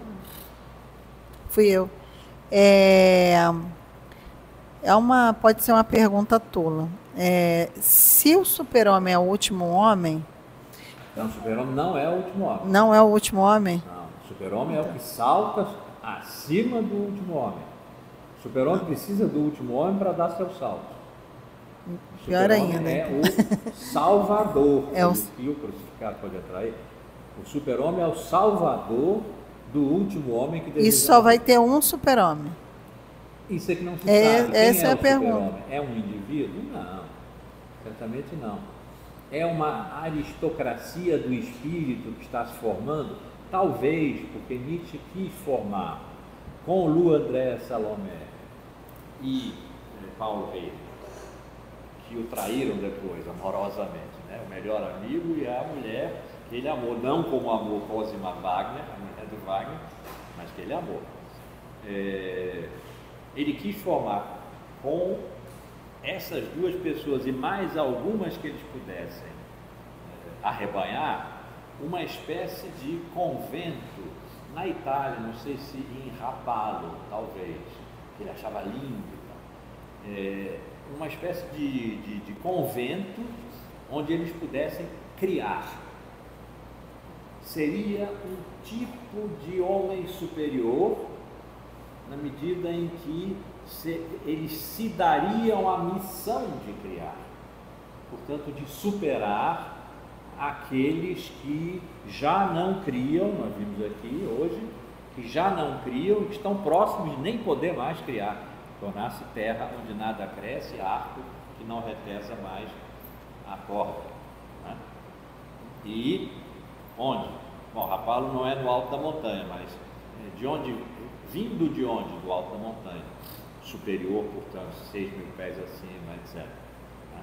Então a ideia do homem superior, de uma aristocracia do espírito, mas sempre lembrando, ele não está falando aqui de espírito como alma, nem de alma como razão, ele é o inimigo da razão. Ele está falando do corpo, das entranhas, da mente, do cérebro, da cabeça, como um estômago que precisa digerir, né? Então, juntando tudo isso, dá um caldeirão danado da gente conseguir entender como entende quem depois define. E ele não quer que nós entendamos como quem depois vai definir, porque aí acaba o pensamento. A palavra finir, aliás, nesse verbo que está em definir e acabar. Não tem mais conversa depois que se definiu. Está definido, a conversa acabou. Ele não quer que se defina. Então, quem é o super-homem? Se você puder definir, está errado. Mas é a pergunta que nós fomos acostumados a fazer. O que é? O que é? É a pergunta do ser. Foi a pergunta que nós, 26 séculos, ou 24 pelo menos, de Platão e Aristóteles para cá, fomos condicionados a fazer. Só para encerrar aqui, um tom acima, porque eu não sei se depois vou conseguir voltar a isso, porque é o grande enguiço para mim, eu não sei se tem saída. Nós fomos acostumados, talvez, pela leitura platônica dos pré-socráticos. Os pré-socráticos pensaram ser como verbo, quer dizer, condição de serem. Toda vez que eu digo serem, eu penso que maravilha ter uma língua em que o infinitivo é flexionado, né? A condição de serem todas as coisas na multiplicidade infinita das suas diferenças. A condição única de serem todas as coisas, verbo. Depois ele vai ser substantivo, e vai se perguntar o que é o ser. Mas enquanto nós estamos lá nos pré-socráticos, há uma sentença, que a gente chama as frases pré-socráticas de sentenças, que são sentenças do pensamento. Uma sentença de Parmênides, que é em geral traduzido, que é um dos três que Heidegger chamou no século XX, Heidegger que passou a vida inteira trabalhando sobre os pré-socráticos. Tinha três que ele chamava os pensadores originários: Parmênides, Heráclito e Anaximandro. Há um fragmento de Parmênides que é em geral porcamente traduzido como ser e pensar o mesmo. Obviamente, isso é para ser lido, ser e pensar são o mesmo. Tanto em grego quanto em latim era elegante não botar o verbo ser quando fosse possível, né? Então, ser e pensar o mesmo. Ser e pensar são o mesmo. E daí veio toda a tradição de que ser é para ser pensado, ou seja, ser é objeto do pensamento. Daí veio a filosofia de Platão em diante, até hoje. Por isso que eu disse, nós somos condicionados a perguntar o que é e quem é. Mas essa sentença, bem traduzida significa pelo menos isso, levando em conta todas as palavras que estão ali em grego, porque ser e pensar o mesmo não leva em conta duas palavras que estão em grego. Esquece, porque não permitem essa tradução. Então, a tradução que alguns têm feito, proposto, e a que eu adiro inteiramente, é: o mesmo é ser e também, esse e também foi omitido e é fundamental, o mesmo é ser e também pensar. É como quem diz, o mesmo é ser e, antes que eu me esqueça, também pensar. Não é? Ser e pensar não são o mesmo. Ser e também pensar. Como o verbo aí é ser, o mesmo é ser. É um verbo reversível, porque ser é predicativo, é um verbo de transição. Então nós podemos ler que ser e pensar são o mesmo, e essa foi a leitura que deu a péssima tradução, ser e pensar o mesmo, esquecendo também. Ou nós podemos pensar que o sujeito dessa sentença é o mesmo. O mesmo é ser e também pensar. Isso já é uma resposta para uma pergunta que não pode ser feita. Porque se perguntar o que é o mesmo, já está respondendo pelo ser. Porque a pergunta é dirigida pelo verbo ser. O que é o mesmo? O mesmo é ser, claro. Então, se a grande questão do pensamento grego originário não for a questão de ser, mas a questão de mesmo, então a grande questão não pode ser feita, embora ela tenha sido respondida o tempo inteiro por toda a história da filosofia. E nós temos uma resposta agora aqui, em Nietzsche, que nos obriga a fazer a pergunta que não pode ser feita: o que é o super-homem? Porque a pergunta que não pode ser feita é: o que é o mesmo? Eu estou propondo, isso aí é a hipótese minha, né? Eu estou propondo, mesmo é sujeito dessa sentença. E o mesmo é ser e também pensar é uma resposta, mas a pergunta não pode ser feita, porque se for feita já está respondida. O que é o mesmo? O verbo ser já foi posto aí, pronto. Então a grande resposta é ser. Por isso que ser veio a ser a questão de todas as questões. Tudo na filosofia está remetido a ser, porque ela é a grande resposta a uma pergunta que tem que ficar muda. Eu acho essa ideia, desculpa, é minha, mas acho sensacional, porque isso significa: a filosofia não pode acabar, ela é incapaz de acabar. A filosofia que foi criada no século IV a.C., de Platão e de Aristóteles e tal, essa é histórica, ela começa e acaba. Mas a filosofia mais, se quiserem, não precisam chamar de filosofia também, o pensamento radical mais originário do que todas as origens é aquele que tem no mesmo o grande mistério. Não é uma questão, é um mistério. E aí, remetendo a uma coisa que eu já disse aqui, Heidegger,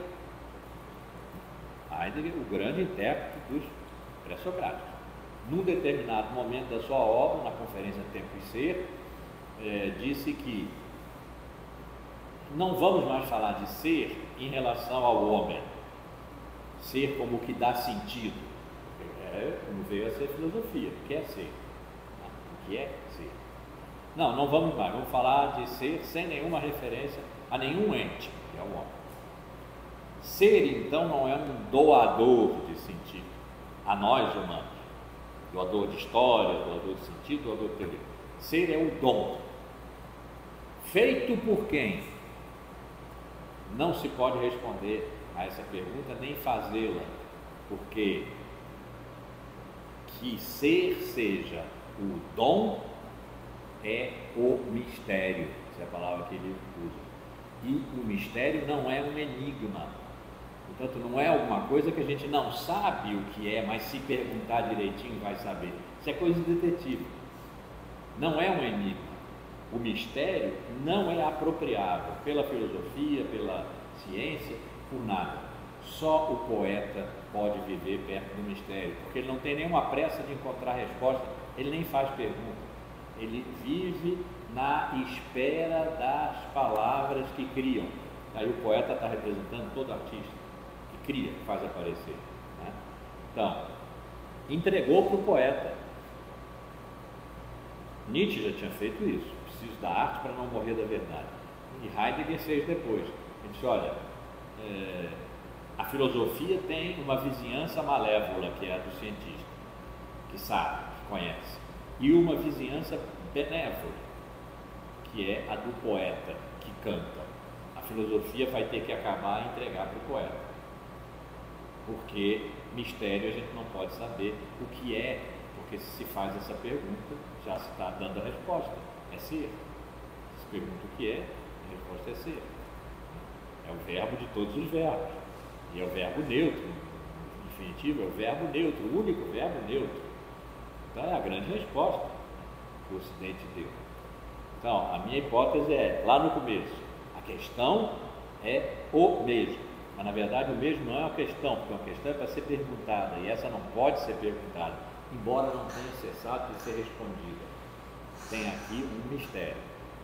Como Heidegger colocou, digamos, no final desse percurso todo, lá no século XX, onde pode ser que a filosofia tenha começado a acabar. Ele diz: a filosofia acaba, o pensamento não.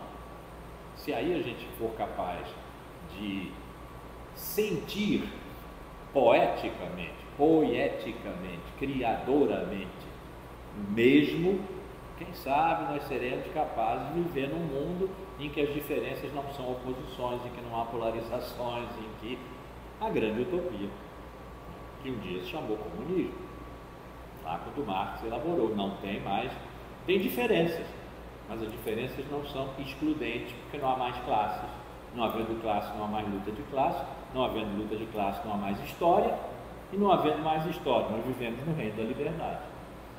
Né?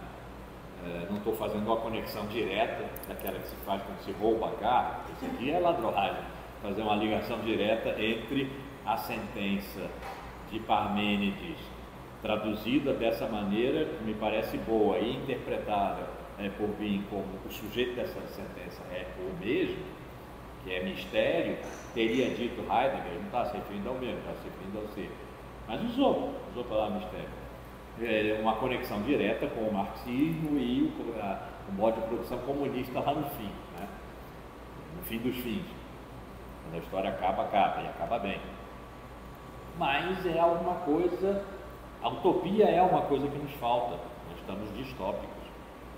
Então, quem sabe, por esses caminhos aí, e Nietzsche nos ajudando, por isso que eu trouxe para cá, quero perguntar quem foi o catalisador de toda essa crise, essa grande crise que nós estamos vivendo. Né? Eu estou desconfiado de que Nietzsche é o maior catalisador, porque Foucault e Heidegger pegaram daí.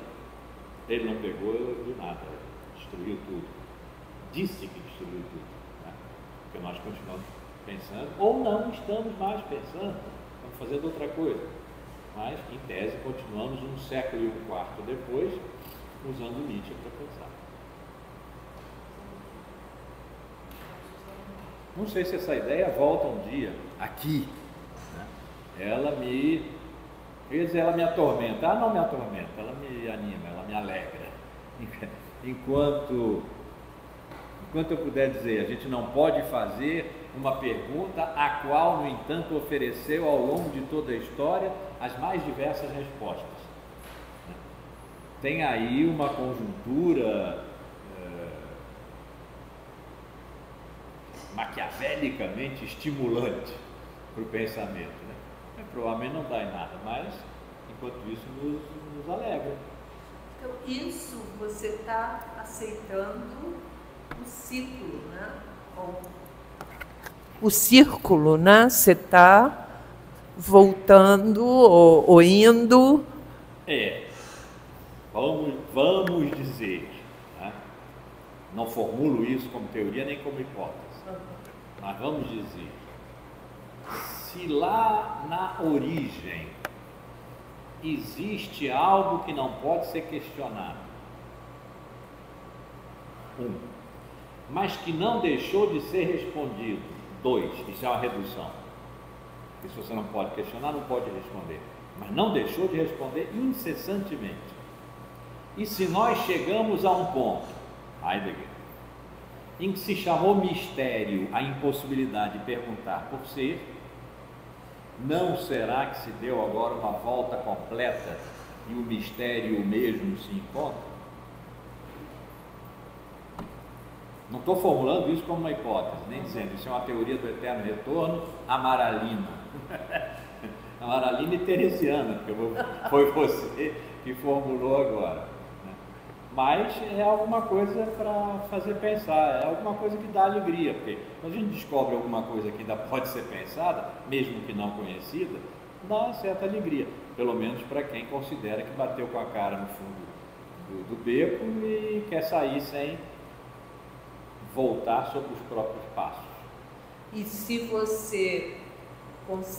se você considerar que você faz o círculo, mas que ele sofre modificações e que não é exatamente a mesma coisa, pode ser sim. Uma saída. Vamos dizer, se eu tivesse 10 segundos para responder a pergunta, no círculo do eterno retorno, voltam Dionísio e Apolo ou só Dionísio? Não, 2 segundos eu diria Dionísio, falta só Dionísio. Isso quer dizer, a repetição não é mecânica e Deleuze tem razão sobre Heidegger.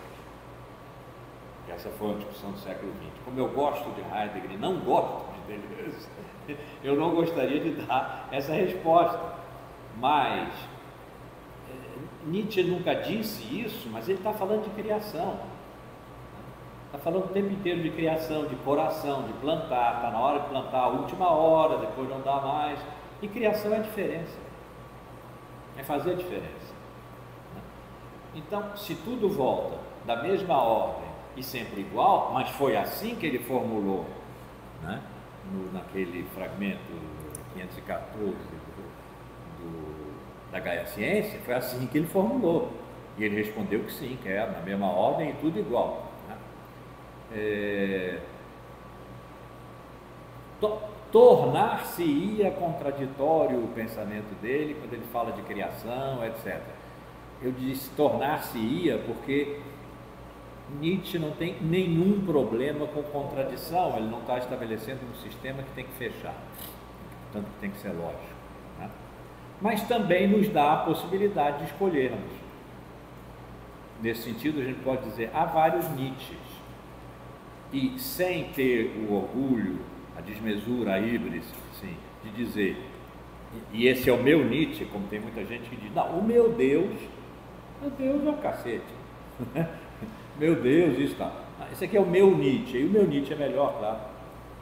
Sem essa desmesura, a gente encontra aí vários Nietzsches e pode pô-los para conversar. Pô-los para conversar é uma iniciativa nossa e é boa. Né? No que vai dar, não se pode saber, a não ser que nós já soubéssemos antecipadamente que o meu Nietzsche é o melhor. Eu vou pôr para conversar, mas eu sei quem vai ganhar isso. Mais ou menos como Platão fazia com seus diálogos. Sócrates ia ganhar. Mas vamos botar para conversar com Trasímaco, com os sofistas, com Protágoras, com Gorgias, mas no fim Sócrates vai ganhar. Sou eu, Platão, que estou escrevendo o diálogo, eu sou o discípulo de Sócrates. Não, nós não sabemos quem vai ganhar, nem se, aliás, há alguma coisa para ganhar, e se ganhar faz algum sentido que não seja precisamente perder.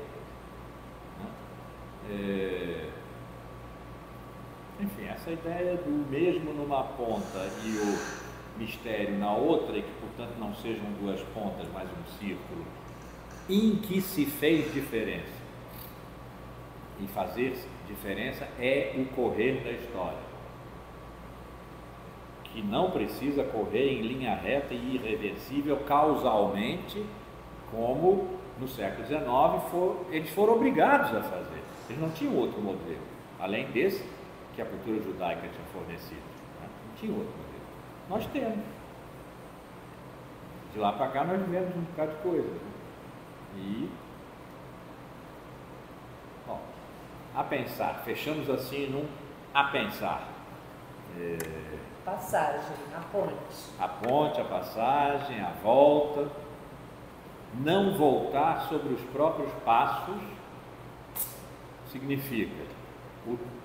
É diferente a gente dizer, o tempo é vetorizado para o futuro e nós não podemos retornar ao passado sobre os nossos próprios passos. Podemos ou não podemos, mas não é boa coisa. Isso é que eu falei. O beco tem saída, mas só a saída é a entrada. E aí a gente tem que desfazer os próprios passos. Não valeu nada. Sim, mas se você progredir, mas se a gente pode dar uma volta completa, você vai chegar no mesmo lugar. Quem já circulou um quarteirão sabe que volta ao mesmo lugar, mas não é o mesmo lugar, porque antes ele não tinha circulado o quarteirão e agora ele circulou, né? Vamos ficar com essa metáfora que é do eterno quadrado, o retângulo, que é um quarteirão